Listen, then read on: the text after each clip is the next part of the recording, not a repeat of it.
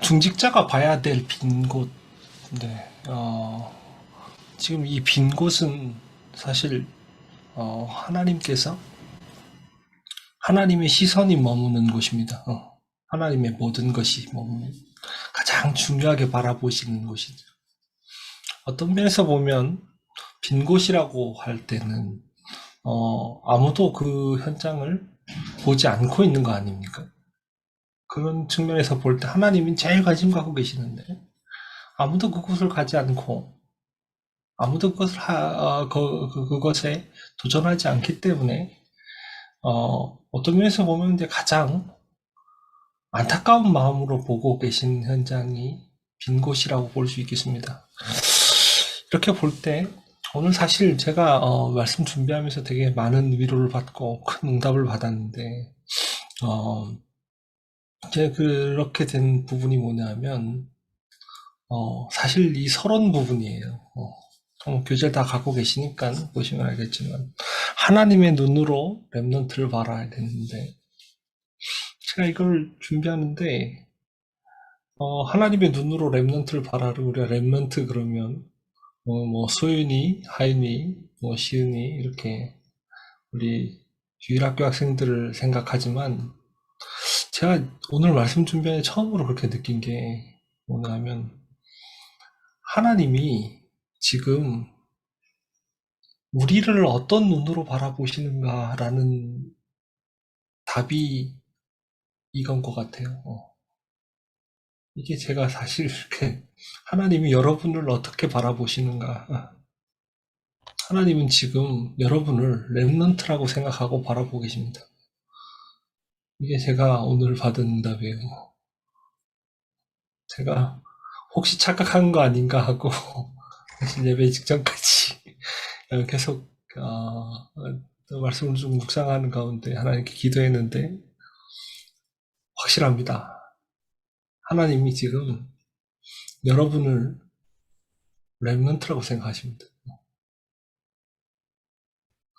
곧 있으면 중직자인데 그럼 뭐 아니냐 이게 아니라 중직자가 될 렘넌트입니다. 진짜로요. 그래서 지금 하나님이 시은이, 소윤이, 하윤이를 바라보는 눈도 그렇겠지만 그들뿐만 아니라 우리 우리 교회 모든 성도님들을 지금 이 눈으로 바라보고 계신 겁니다. 그 어떤 눈이냐? 다시 말하면 여러분은 하나님의 절대 주권 속에 있는 사람들입니다. 그렇죠? 하나님의 절대 속에 있는 사람들. 그렇죠? 또 하나님은 그냥 하나님의 주권 속에서 우리의 삶이 있을 정도가 아니라 구체적인 하나님의 계획 속에 우리를 부르셨습니다. 진짜입니다. 뿐만 아니라 하나님은 우리에게 하나님의 절대적인 약속을 주셨습니다. 그리고 우리가 가는 길은 하나님의 절대 여정입니다. 그리고 우리 인생을 통해 하나님이 남기실 것은 하나님의 목표입니다. 자, 우리 안에 이게 들어 있습니다. 우리 인생은 하나님의 어, 뭐라고 말해야 되나요? 하나님의 절대 그 자체입니다. 증거가 뭐냐? 증거가 뭐냐? 모든 렘넌트는 있잖아요. 모든 렘넌트는 그 인생이 nothing이었습니다. 그리고 그들이 가는 길은 nobody의 길이었습니다. 그렇죠? 제가 오늘 말씀을 쭉 묵상하는 가운데 지금 우리가 가는 길은 지금 nothing의 길이면 nobody의 길입니다. 아무것도 없는, 아무것도 없는 가운데서 아무도 선택하지 않는 길을 선택하는 것. 이게 기적입니다. 자, 생각해 보세요. 우리가 지금 가고 있는, 우리가 붙잡은 언약이 지금 상식적으로는 말이 안 되는 언약입니다. 그렇죠. 우리가 붙잡은 언약이 상식적으로는 말이 안 되는 언약입니다. 불가능한 언약입니다. 우리는 지금 불가능한 목표를 향해 가고 있어요. 그렇죠. 아무도 저와 여러분과 똑같은 상황 가운데서 이러한 선택, 이러한 여정을 갈 수가 없습니다. 진짜로요. 전 진짜 그렇게 보거든요. 그거 자체가 벌써 뭐냐면 우리의 삶이 이미 하나님의 손에 완전히 붙잡혔다는 뜻입니다. 하나님이 그렇게 하도록 만드신 겁니다.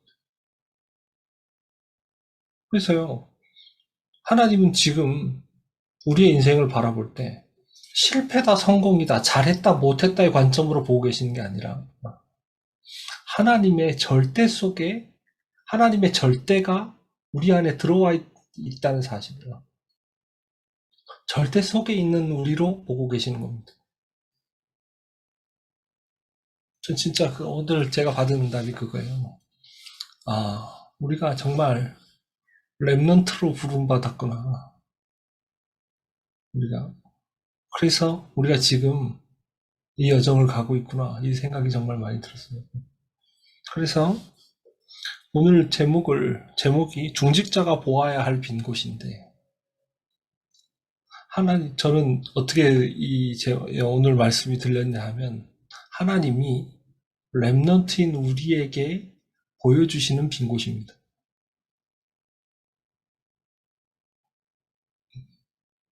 하나님은 우리에게 어떤 빈 곳을 보여줍니다. 분명히 보셔야 돼요. 자, 보세요. 저는 진짜 이런 언약을 가지고 있습니다. 제가 오늘 말씀 준비하면서 확정한 제 인생의 목표인데, 저는 우리 렘넌트에게 초원교회를 물려줄 생각입니다. 우리 후대들에게. 그래서 제가 그걸 생각해 봤습니다. 우리 후대들에게 초원교회를 물려준다는 게 어떤 의미냐.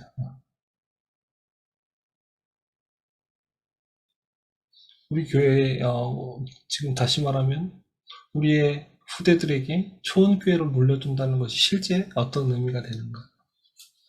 라고 볼 때, 저는,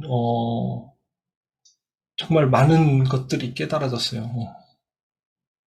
그걸 보면서 제가 알게 된 게 뭐냐면, 우리는 우리 후대들이 앞으로 맞이하게 될, 어, 미래, 앞으로 다가올 시대에 지금 우리가 걸어가는 길이 답이 된다는 확신이 들었습니다. 앞으로 성경에는 분명히 그렇게 되어 있습니다. 앞으로 많은 교회들이 다 문을 닫게 될 거고 많은 목회자들이 무너지게 될 겁니다. 하나님의 종들이 무너지게 될 것이다. 계시록에 그리 되어 있습니다. 말세 시대는 오늘 제가 그 치유 메시지도 들었는데 형사님 그런 말씀하시더라고요.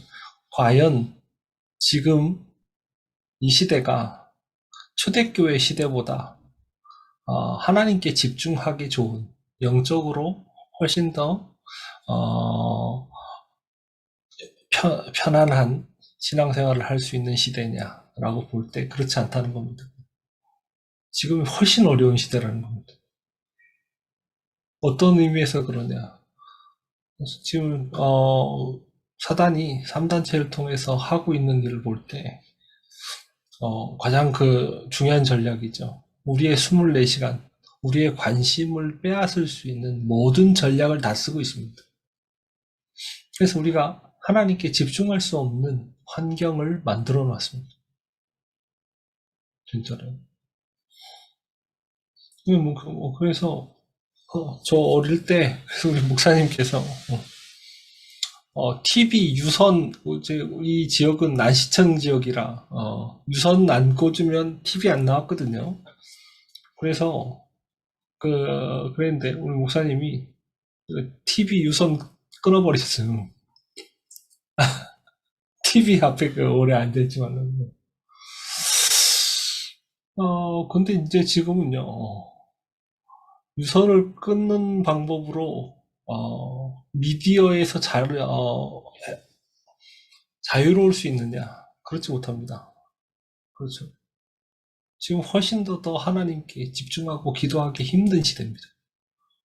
그래서 하나님이 우리에게 말세에 성령 충만을 막 물붓듯이 쏟아부어 주시겠다 약속하신 게 그렇지 않으면 안 되기 때문에 사실 하나님이 그렇게 약속하신 게 아닌가 이렇게 생각이 듭니다. 아무튼 그래서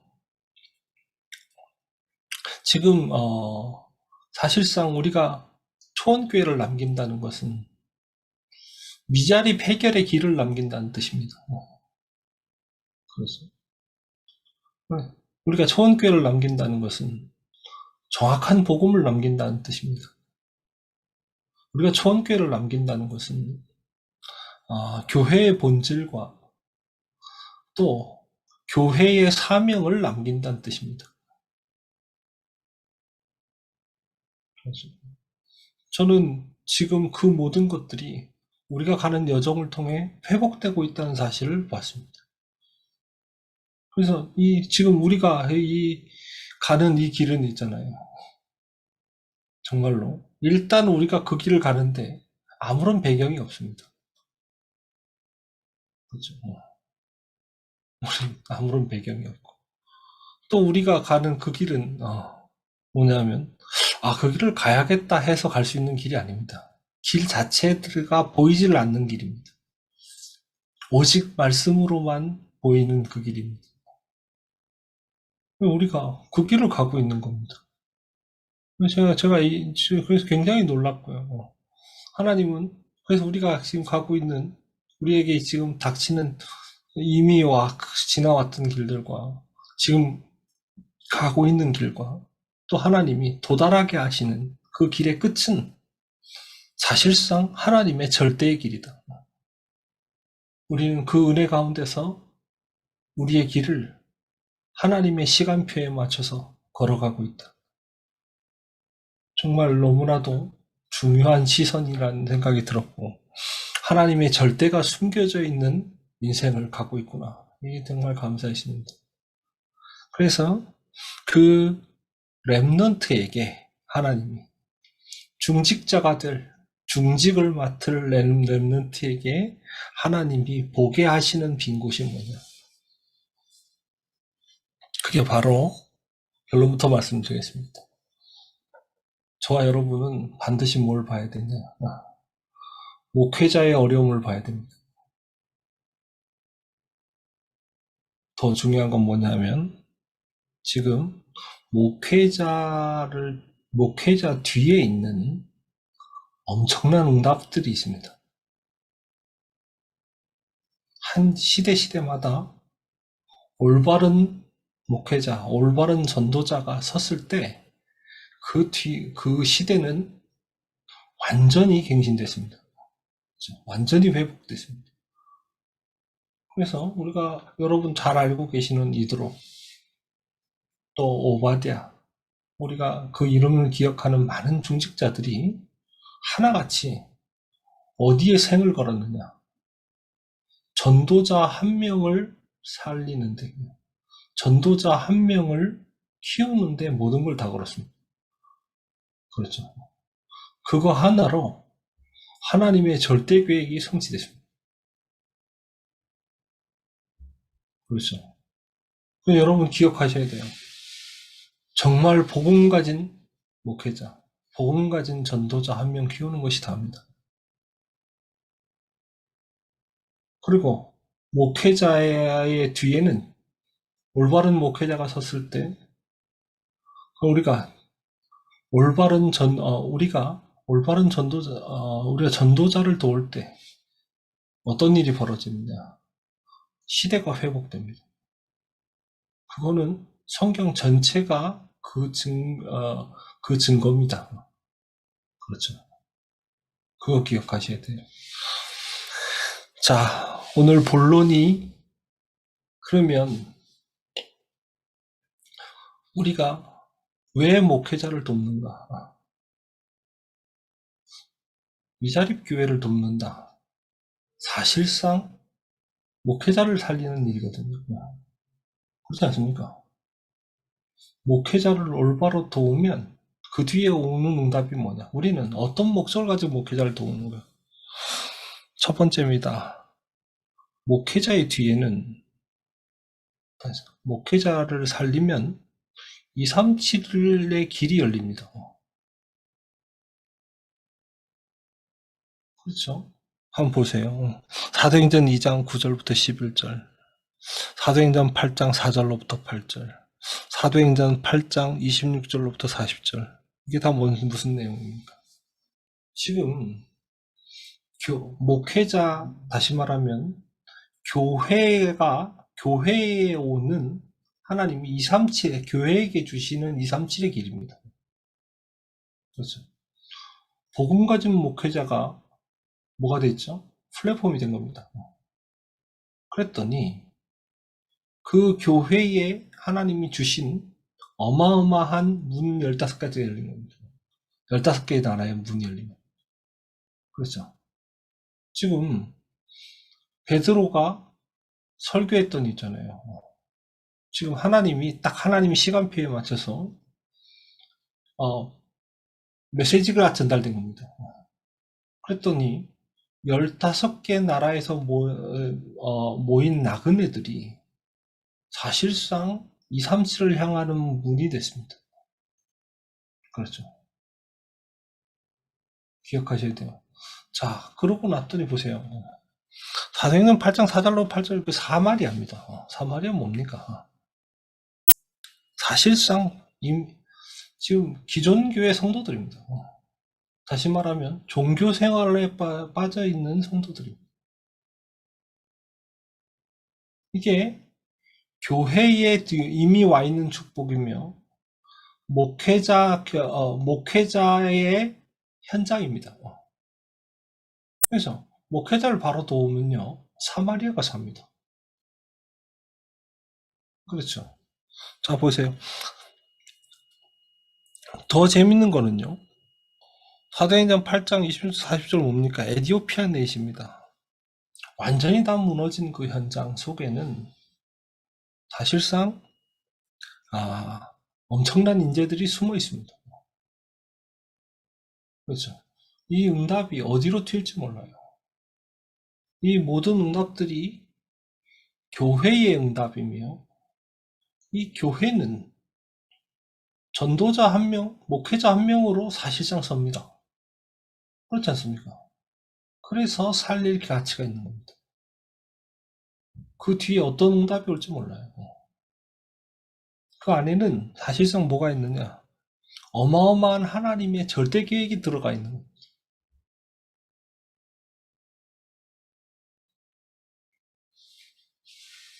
여러분 다 아시지 않습니까? 로마가 기독교를 국교로 선언하게 된 배경에는 로마 황제의 어머니가 사실은 기독교인이었죠. 사실상 로마에 있는 많은 그 귀족들이 자녀 교육을 노예들에게 맡겼거든요. 근데 그 노예들이 뭐 했냐? 그들이 기독교인들이었습니다. 그래서 아무도 모르는 사이에 아이들에게 복음이 다 들어간 겁니다. 어느 날 시간표가 오니까. 그렇죠. 로마가 뒤집어져 버렸습니다. 하나님의 계획은 우리가 감히 상상할 수도 없습니다. 그냥 복음 전했을 뿐이고, 아니, 어떤 면에서 보면 내가 그냥 복음 가지고 있었을 뿐인데, 그랬는데 로마가 뒤집히는 역사가 일어나요. 그 모든 응답과 축복이 어떤 흐름을 통해서 나아가느냐. 시대마다 하나님께서 전도자를 세우시고 많은 목회자들을 이렇게 세우시는 겁니다. 눈에 보이든 안 보이든 그게 밑에 다 깔리는 겁니다. 저는 그래서 정말로 우리가 기억해야 되는 게 지금 되게 굉장히 신기한 시대를 맞이하고 있지 않습니까? 정말 저희가 어릴 때만 해도 우리나라를 개도국 또는 뭐 개발도상국 또는 중진국 이렇게 불렀습니다. 그런데 정말 우리나라가 지금 엄청나게 세계 주목을 받고 있죠. 우리나라 역사를 이해하는데 한국 교회사 빼고 이해하는 것은 올바로 이유를 우리나라에게 하나님 주신 축복의 이유를 알 수 있는 방법이 아닙니다. 눈에 안 보이게 많은 것들이 사실은 깔려 있습니다. 지금 뭐 세상이 막 변하고 있고 많은 사람들이 막 이렇게 되고 있지만 실제 우리나라에 하나님이 축복을 주시는 데는 실제 축복을 주시는 것은 237과 관계에 있습니다. 우리나라에서 지금 정말로 참된 전도, 참된 선교하려고 지금 다른 방법 아니라 완전 딱 성경대로 하는 전도운동 펼치려고 하는 우리 다락방 전도운동이 있다는 사실을 하나님은 알고 계십니다. 그거에 맞춰서 모든 시간표를 내실 겁니다. 우리 단체에만 복음이 있냐? 우리 단체만 복음 말하냐? 뭐 그렇지는 않습니다. 저도 오카는 목사님 설교도 들어봤고, 그 다음에 또 우리 전 세계에서 가장 큰 교회였죠. 외도 순복음교회 목사님 설교도 들어봤습니다. 또 그 외에 다른 설교도 지금도 자주 듣습니다. 오늘도 지구촌 교회 어떤 목사님이 설교하신 것도 들었습니다. 심지어 이단들 설교하는 것도 들었습니다. 뭐 제치를 안 시켜 놀랍게도 제치를 안 시켜도 뭐 제가 지난번에 말씀드렸죠. 우리랑 똑같은 구원의 길 합니다. 그러면 왜 지금 교회의 복음이 사라졌고 왜 90%의 교회가 미자립으로 남아있으며 또 유럽 교회들은 다 문 닫게 됐는가? 복음 다 얘기하는데 왜 그렇습니까? 이유는 복음이 없는 게 아니라 사실 오직 복음이 없다는 뜻입니다. 그렇죠? 복음이 있는데 복음도 필요하고 다른 것도 필요하다. 이게 정통 보수교산에서조차 통용되던 얘기였습니다. 그래서 지금 왜 다락방 이단이라고 하냐? 다락방은 복음만 말하기 때문에 복음만 필요하다고 하기 때문 아니냐? 말하고 있기 때문이다라고 말하고 있지 않습니까? 그죠? 그렇습니다. 그게 변질입니다. 굉장히 중요하죠. 그래서 지금 사실상 지금 우리가 다락방 전도운동 속에 있고 또 다락방 전도운동이 뭐냐 도대체 이 내용을 자세히 봤을 때 이건 사실상 너무나도 하나님이 가장 중요하게 보시는 핵심과 닿아 있습니다. 그렇죠? 하나님이 그 전도운동 속에 있는 저와 여러분을 가장 중요하게 보고 계십니다. 그렇죠? 그 중에서도 아무 배경 없이 교회를 살리겠다고 하나님이 가장 원하시는 일이 교회를 살리는 일이다라는 언약을 붙잡은 여러분을 하나님은 가장 중요하게 보고 계십니다. 전 정말 그렇게 확신합니다. 그래서 그러면 하나님이 앞으로 저와 여러분에게 주실 응답이 뭐냐? 237의 길을 여실 것이다. 여러분이 걸어온 길과 걸어가고 있는 길 속에 237의 길을 예비해 두셨다. 이게 첫 번째입니다. 두 번째, 하나님이 우리에게 보여주신 빈 곳이 뭐냐? 빈 곳의 축복이 뭐냐? 교회의 빈 곳입니다. 사도행전 2장 43절로 45절 보니까 많은 성도들이 경제적인 어려움을 겪고 있죠. 또 사도행전 3장 1절부터 12절 보니까 교회의 도움을 받지 못하고 있는 환자들이 많이 있습니다. 그렇죠?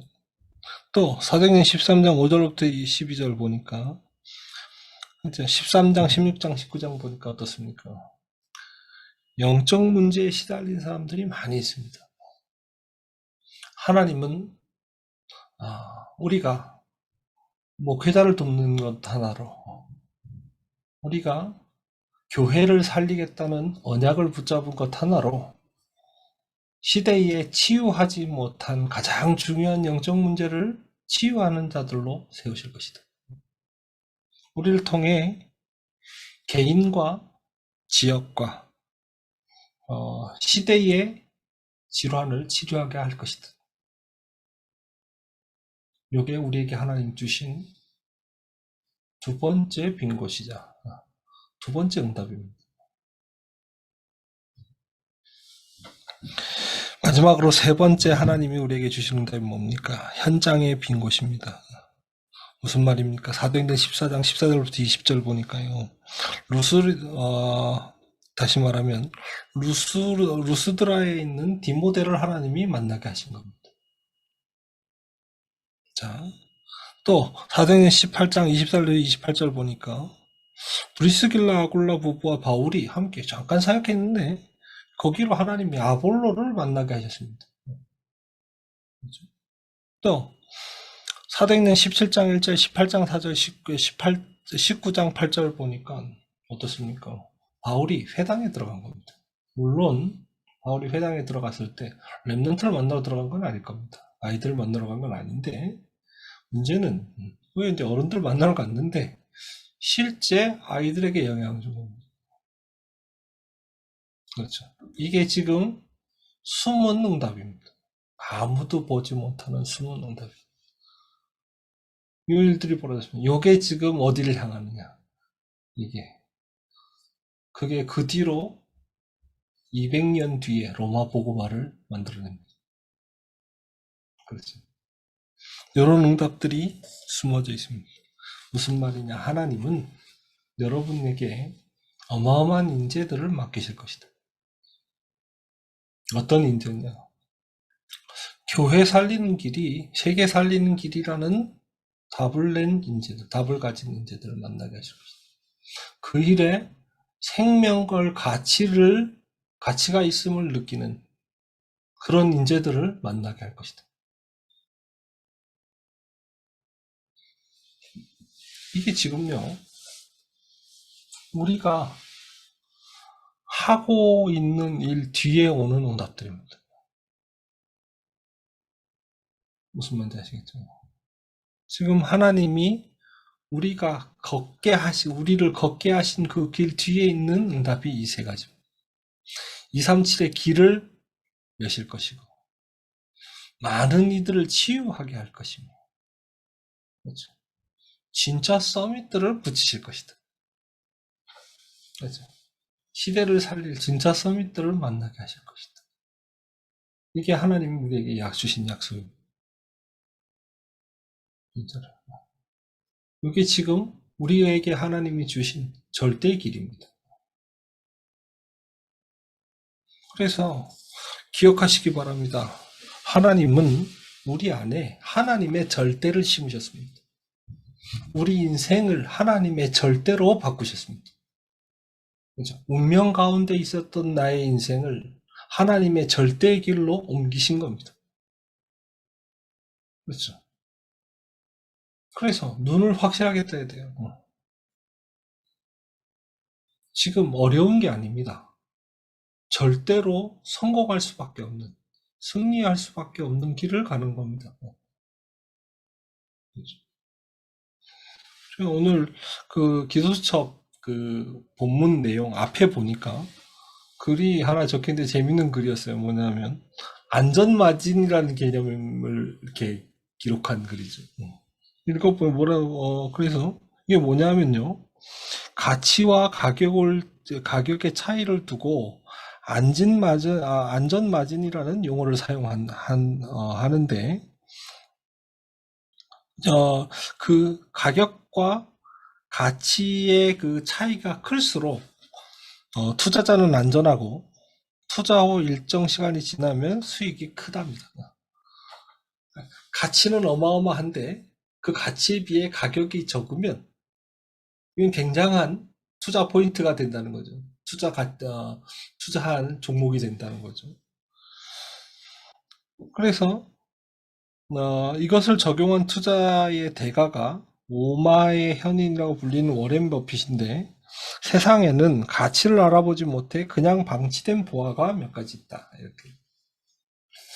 자, 기억하셔야 돼요. 사람들이 지금 뭘 모르냐면 교회의 가치를 모르고요. 그러다 보니 목회자의 가치, 전도자의 가치를 모르고요. 그죠? 사실상 복음의 가치를 모르기 때문에 그럴 수밖에 없어요. 우린 지금 그 가치를 발견한 겁니다. 거기에다 우리 인생을 투자하고 있는 겁니다. 그렇죠. 하나님이 정말로 살아계시고 세계복음화가 하나님의 뜻이 맞다면, 하나님이 이 세상을 창조하시게 맞고 그 하나님이 가장 원하시는 것이 세계복음화라면, 교회의 투자는 최고의 투자입니다. 그렇죠. 전도자를 돕는 일은 가장 중요한 투자가 될 겁니다. 그렇죠. 그게 바로 세계복음화의 직접적인 길입니다. 최단 코스가 될 겁니다. 우리는 그 목표를 두고요. 보세요. 대부분 사람들이 신앙생활 편하게 하려고 그러잖아요. 가만히 있어. 나한테 도움되는 교회를 찾잖아요. 그죠? 그렇습니다. 많은 사람들이 나에게 도움되는 교회를 찾고, 그래서 나에게 도움이 되는 자리를 자꾸 찾으려고 합니다. 그게 세계복음화의 길입니까? 어떻게 생각하십니까? 내가 생각하는 나에게 도움되는 그거라는 것 자체가, 그게 진짜 나에게 도움이 될까요? 그게 정말로 복음을 위한 길이 될까요?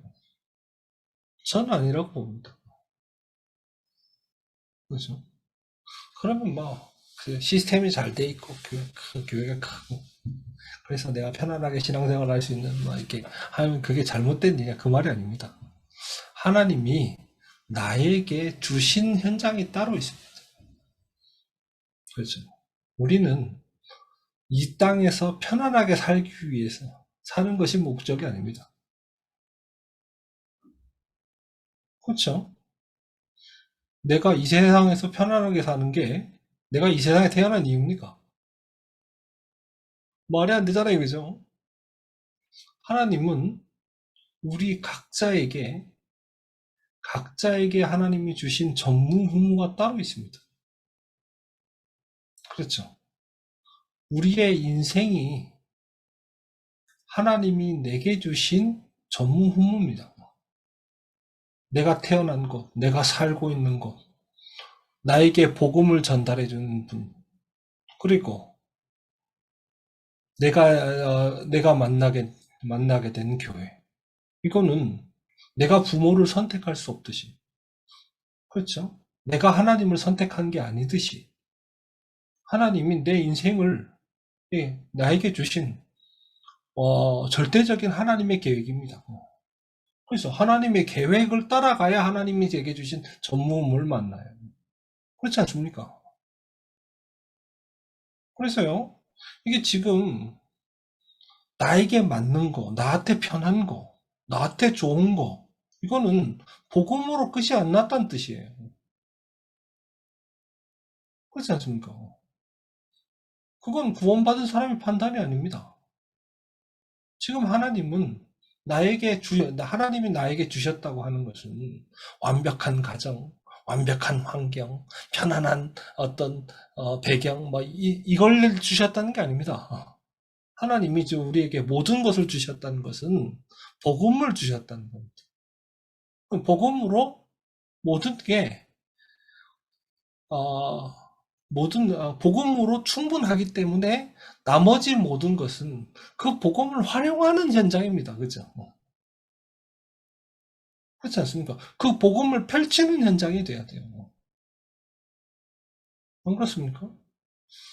여러분, 제가 또 그걸 설교를 준비하면서 4차 산업시대에 대해서 또 검색을 해서 좀 찾아봤어요.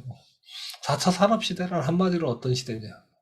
왜 4차 산업시대에 엄청난 영적 문제가 올 것이고, 그 4차 산업시대 이후에 올 후유증을 준비하는 랩런트가 되어야 된다. 그런 산업인이 되어야 된다고 말씀하시는가? 이걸 되게 궁금해서 그것도 좀 찾아보고 연구를 해봤습니다. 그래서 제가 이제 그걸 다 보고 나서 난 4차 산업에 대한 결론은 뭐냐? 사람이 필요 없는 세상입니다. 사람이 하고 있는 모든 일을 컴퓨터와 기계가 대신할 겁니다. 그렇죠.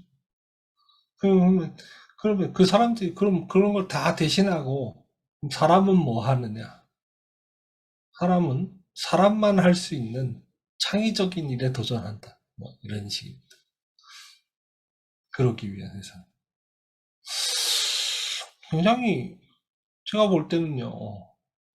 사람들이 가장 원하는 게 뭐죠? 힘들지 않은 겁니다. 그렇죠? 고통스럽지 않은 겁니다. 그래서 사람을 힘들게 하고 고통스럽게 만드는 그 모든 부분을 컴퓨터와 기술로 대신하겠다는 겁니다. 그렇죠? 근데 그러면 우리가 지금 생각하는 내가 지금 나의 삶을 원망하거나 이렇게 문제라고 생각하는 많은 부분들의 수준이 내가 지금 이런 문제, 저런 문제, 이것 때문에 내가 힘들다라고 한다면 4차 산업 시대의 결과는 유토피아겠죠, 그죠? 그렇지 않습니까? 근데 굳이 회사 안 가도 세금 또 일하지 않아도 먹고 사는 겁니다. 그렇죠? 그리고 뭐 내가 필요한 것들 다 무상으로 제공되는 겁니다. 그러니까 난 아무것도 하지 않아도 돼. 그럼 얼마나 행복할까? 어떻게 생각하십니까? 여러분도 그걸 원하십니까? 그러면 복음 없어도 되겠네요. 그죠? 복음은 그런 세상을 만들기 위한 도구입니까? 지금 복음 없는 사단의 서밋들이 복음 없는 사람들이 3, 60일에 묶여서 세상의 문제가 뭐냐라고 보니까 그게 문제라고 본 겁니다. 그래서 사단으로부터 얻은 영감을 통해 시대를 그쪽으로 끌고 가는 겁니다. 복음이 필요 없는 세상. 하나님이 필요 없는 세상. 하나님 말고 복음 없이 인간을 고통에서 해방시킬 수 있는 방법. 기술 가지고 혁신시킬 것이다. 그 혁신의 내용은 뭐냐? 우리가 당연하게 하고 있는, 지금, 다시 말하면, 우리 일해야만 먹고 사는 거, 일 안 해도 먹고 살게 만들자. 이겁니다. 그럼 좋은 세상 오는 거 아닙니까? 근데, 왜 그게 더 큰 영적인 문제를, 더 심각한 후유증을 남길 거라고 하겠습니까? 인간은 먹고 사는 것만으로 살 수 없는 존재입니다. 그렇죠. 인간은 먹고 사는 것만으로 존재한다면 자살할 일이 없겠죠, 그죠? 왜 스스로 목숨을 끊습니까? 인간의 문제는 먹고 사는 게 진짜 문제가 아닙니다. 엄청난 후유증이 올 겁니다. 그게 이 인간이 갖고 있는 근원적인 이 정신적인 문제, 영적인 문제가 얼마나 심각한 것이며 중요했다는 것이 중요한 문제라는 사실이 막 더 확연하게 드러나는 시대가 올 겁니다. 진짜입니다. 지금 그래서 우리는 nothing nobody라고 하지만, nothing이라고 하지만, 실제 아무것도 없는 것 같아 보이지만, 아무것도 없는 게 아니라, 필요치 않은 것을 가지고 있지 않은 겁니다. 우리에게 없는 것은 하나님이 하시는 그 일에 필요하지 않습니다. 이 시대를 살리는데 필요한 일이 아닙니다. 무슨 말인지 아시겠죠? 진짜 고통은 물질적인 데서 오는 게 아닙니다. 복음을 모르는 데서 오고, 복음을 누리지 못하는 데서 오고, 복음을 전달하지 못하고 있는 문제 때문에 오는 겁니다. 그렇죠. 기억하셔야 돼요. 그래서 우리는 사실상 알고 보면 세상이 볼 땐 nothing이지만 우리가 볼 땐 everything입니다. 모든 것 다 가지고 있습니다. 왜냐? 복음 가지고 있기 때문에. 그래서요. 지금 우리가 갖고 있는 복음을 시험하고 있는 중입니다. 지금 이 상황 가운데서도 우리는 기쁠 수 있는가? 우리는 이 상황에서도 기도할 수 있는가? 우리는 이 상황에서도 감사할 수 있는가? 복음은 지금 상황에서 그 모든 것이 가능해야 돼요. 그렇죠. 그래서 제가 치유 메시지 드리고 용사님이 되게 중요한 얘기 세 가지 하셨더라고요. 그게 뭐냐? 남은 자의 기도란 뭐냐? 위기 가운데서 하던 기도다. 그래서 순례자의 기도는 뭐냐? 쫓기던 상황에서 하던 기도다. 그렇습니다. 위기 가운데서 하던 기도, 쫓기는 상황 속에서의 기도. 그 다음 뭐겠습니까? 그 다윗이 하던 기도 아닙니까?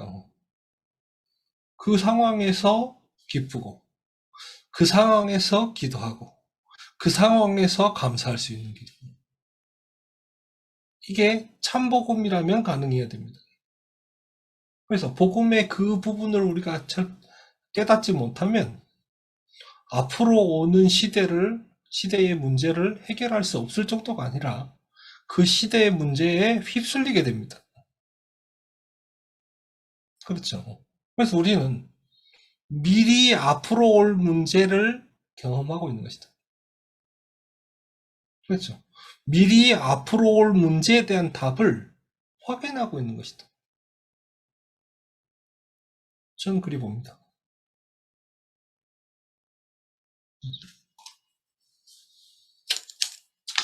그래서 우리는 진짜 복음은 하나님이 우리에게 주신 이 복음은 nothing에서 가능하다. 진짜 복음은 nobody를 everybody로 만들 수 있다. 그 일에 증인되는 겁니다. 그렇죠. 그것으로 하나님은 출애굽을 이루셨으며 하나님은 그것으로 초대교회를 통해 로마를 복음하였습니다. 그렇다면 하나님은 우리를 통해 이 시대를 치유하실 수 있다. 그게 내 능력과 내 배경과 상관없다. 그래서 능력이 없을수록 더 좋다. 배경이 없는 것이 당연하다. 우리를 도울 사람이 없다는 것이 마땅하다. 누가 우리를 도울 수 있겠습니까? 우리가 하려고 하는 게 뭔데요? 그렇지 않습니까? 우리가 하려고 하는 것이 뭔데 감히 사람이 돕는다고 나서겠습니까? 그렇죠. 무엇으로 우리를 도울 수 있겠습니까? 저는 없는 게 당연하다. 라고 생각합니다. 하나님은 우리 안에 하나님의 절대를 숨기셨습니다. 하나님은 우리의 인생을 하나님의 절대라고 말씀하십니다. 하나님은 우리의 존재를 하나님의 모든 것이라고 말씀하십니다. 그렇죠. 그게 렘넌트 아닙니까? 하나님은 모든 것 다 없애고 렘넌트 남겨놓으신다 그랬잖아요. 그렇다면 하나님이 보실 때 이 세상의 모든 것이란 렘넌트 아닙니까? 맞아요? 그래서 하나님은 우리를 모든 것이라고 보십니다. 그걸로 충분하기 때문에 기억하셔야 됩니다. 저와 여러분은 렘넌트입니다. 렘넌트는 복음의 가치를 아는 사람입니다. 렘넌트는 복음 가진 자의 가치를 아는 사람입니다. 렘넌트는 교회의 가치를 아는 사람입니다. 우리는 그것으로 237을 살릴 수 있습니다. 우리는 그것으로 교회를 살릴 수 있습니다. 우리는 그것으로 현장을 살릴 수 있습니다. 그래서 우리의 방법은 뭐냐? 나의 인생을 하나님의 도구로 만들어라.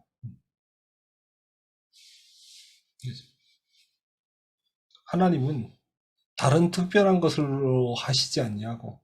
렘넌트 자체를 레버리지 하시고, 렘넌트 자체를 베슬로 만드시고, 렘넌트 자체를 트랜스미션 하시고, 그죠? 렘넌트 자체를 노바디로 만드시고, 렘넌트 자체를 플랫폼으로 만드시고, 렘넌트 자체로 아웃소싱 하셨습니다.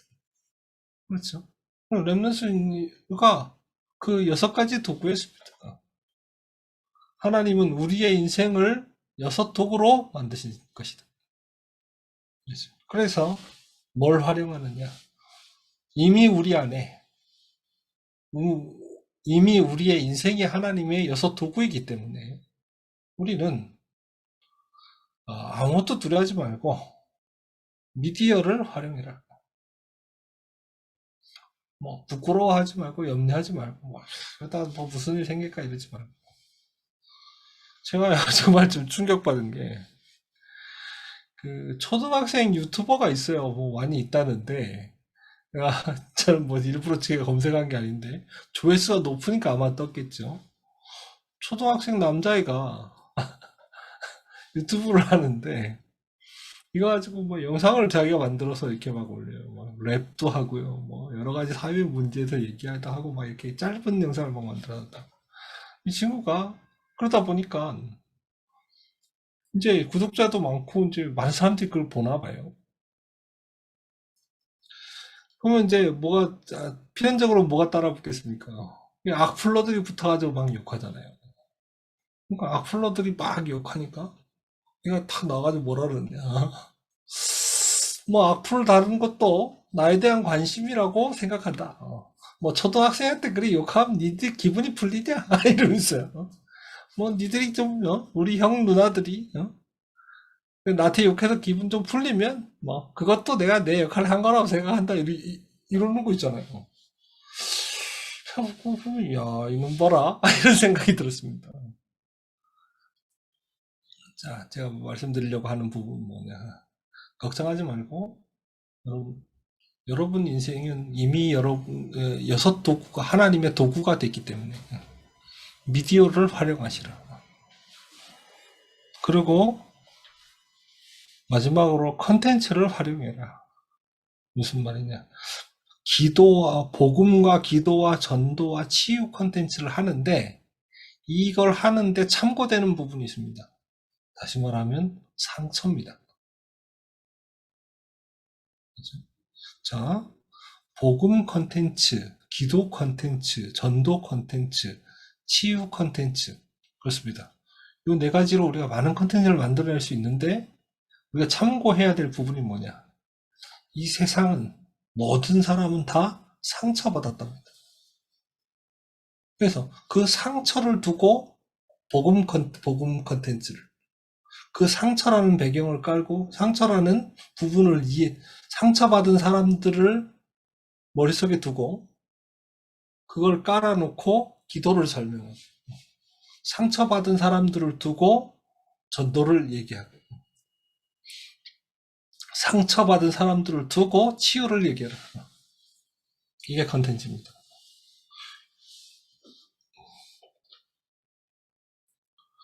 요걸 가지고 나가면 된다. 하나님은 이것으로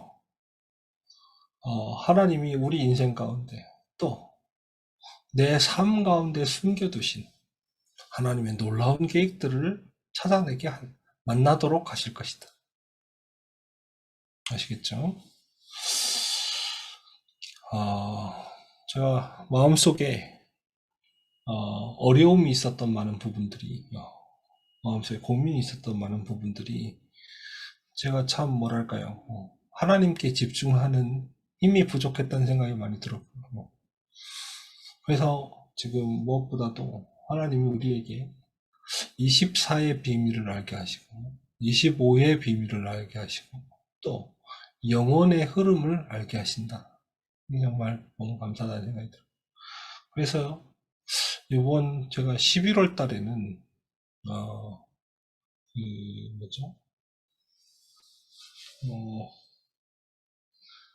순례자의 길, 이 책을 11월 달엔 다 읽어야 되겠다 이런 생각이 들었고요.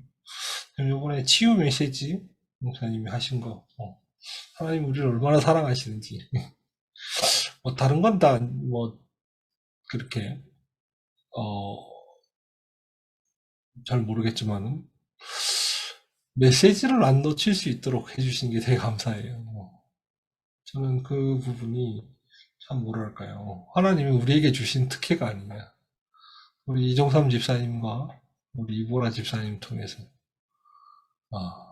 또 우리 조민영 집사님의 헌신으로 이렇게 성도님들이 다 원하기만 한다면 말씀을 놓치지 않을 수 있는 이런 상황 가운데 있습니다.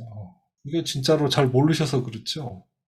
저희 그 학교 동기들이나 많은 목사님들이 저한테 혹시 그 메시지 구할 수 있냐 연락 많이 옵니다. 또 우리 단톡방이나 이런 데 보면 영상은 고사하고 집회에 참석해서 몰래 mp3로 녹음한 거라도 있으면 좀 보내달라 이런 요청이 저희 그 동기 모임 그 단톡방에 많이 올라옵니다. 근데 그때마다 마음에 심히 갈등이 일어나요. 이거를 우린 있는데 이거를 줘야 되나 말아야 되나 이런 고민을 하지만 제 마음속 이종삼 집사님의 입장이 난처해질까봐 진짜 전혀 공유를 안 했는데 이게 굉장합니다 진짜. 전 진짜로 그래서 한편으로는 그런 고민도 돼요. 용사님이 전에 우리 미주 캠프 갔을 때 그 미션 주어진 게 사실 하나였거든요. 그 교회에 지금 그 미국 교회 안에 지금 낙심된 목회자들 찾아가서 지금 메시지를 다 듣고 말씀의 흐름을 탈 수 있는 시스템을 만들어라. 이게 용사님이 그 캠프에 주신 방향이었는데 사실 메시지를 그렇게 줘도 된다는 권한을 용사님 저한테 주시면 제가 진짜로 낙심돼 있는 지금 뭐랄까 방황하고 있는 목회자들 많이 도울 수 있거든요 진짜로. 목회자의 뒤에는 정말 왜 목회자를 도와야 되냐 하면 제가 얼마 전에도 와이프랑 그런 얘기 했어요. 메시지 듣는데 용사님 그런 얘기 하시더라고요. 목사가 돈이 왜 필요하냐. 사람들이 그런 얘기를 많이 한다. 근데 목회자야말로 돈이 정말 많이 필요하다. 왜 그러냐. 주위에 도움 필요한 사람이 엄청 많다는 거예요. 그죠? 생각해보세요. 목회자들이 주로 누구 만나고 어디 가고 무슨 얘기를 듣겠습니까? 어디 주식 잘 된다더라. 뭐 누가 돈 엄청 많이 벌었다더라. 이런 소리는 여러분이 회사에서 많이 듣죠. 그죠? 목회자 사이에서 그런 얘기 전혀 안 돕니다. 그걸 하는 사람이 없어요. 목사가 한테 주식하는 사람이 누가 있겠습니까? 이번에도 장인어른이 오셔가지고 절대로 주식은 하지 마라 그러면서 굳이 하려면 요거는 해도 된다 이러면서 하신 말씀이 있는데 저한테 막 그 얘기를 하시다가 아니지 목사는 그거 하면 안 되지 희경사모한테 막 얘기하시더라고요. 그래서 감사합니다 하고 말았는데 할 일이 없죠. 그런 정보도 잘 모르고 알지도 못합니다. 다만 어려운 사람에 대해서는 많이 압니다. 어려움 당하고 있는 성도들과 또 목회자와 또 많은 부교육자들에 대한 소식은 많이 알고 있습니다, 사실은. 근데 도울 길이 없죠. 또 선교사들에 대한 소식 많이 알고 있습니다. 그래서 사실 그런 부분이 굉장히 많아요.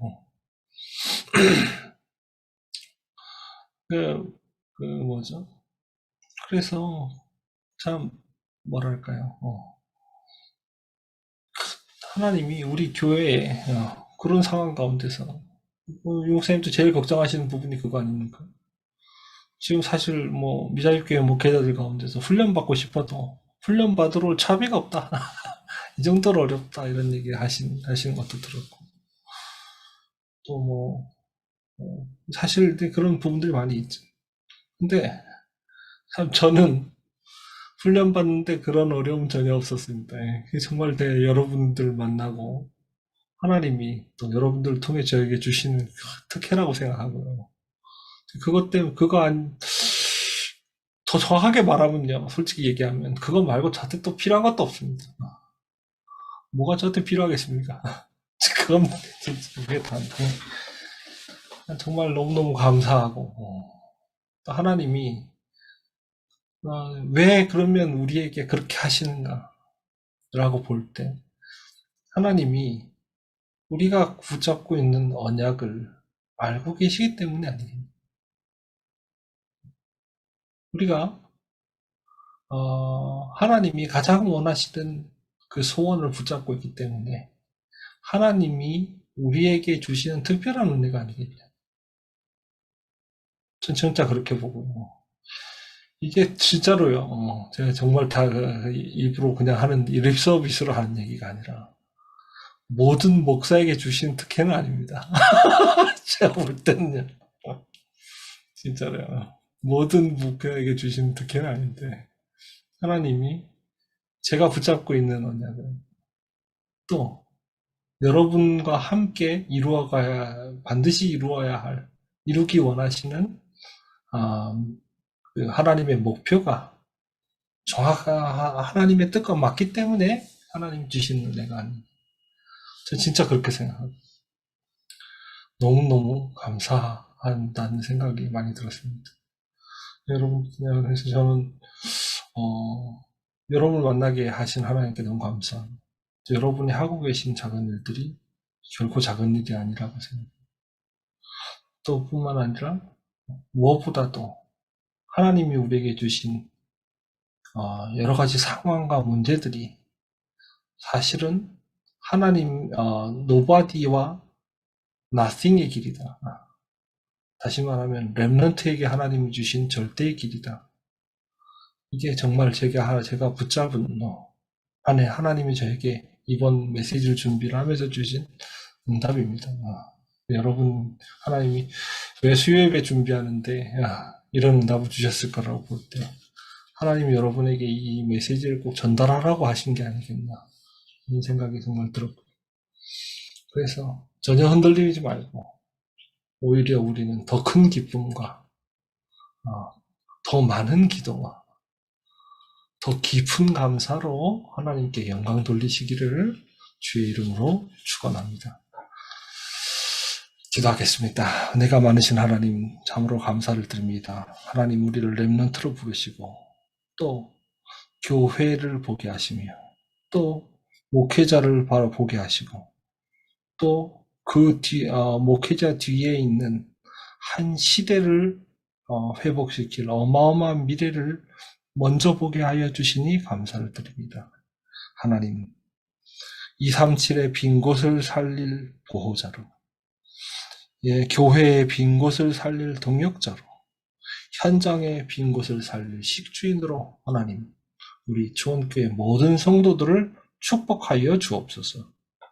이제는 우리를 구원하신 우리 주 예수 그리스도의 은혜와 성부 하나님의 놀라우신 사랑하심과 성령 하나님의 역사하심이 보호자, 동역자, 식주인의 디자인을 언약으로 붙잡고 돌아가는 우리 주원교회 모든 성도들 머리 위에 이제로부터 영원까지 항상 함께 계실지어다. 아멘.